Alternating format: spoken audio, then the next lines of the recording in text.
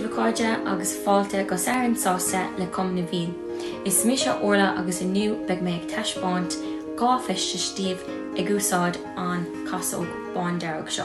Feistis fearmáilte agus feistis neamharmáilte, agus tá chun tosnú amach le feistis neamharmáilte.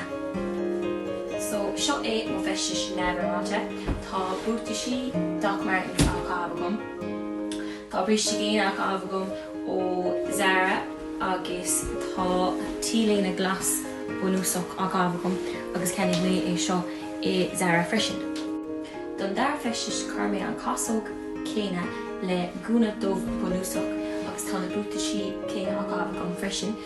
Is grálum an casóg seo, mar is féidir leat roint cuma éagsúla a cruthú leis agus tugann sé stíl difriúil dit freisin. Tá súla gom ó bhaint sibh go léir taobh as sin, anis tá mé réig don deir seachtaine, mar sin slán tamil agus tóir ar díféin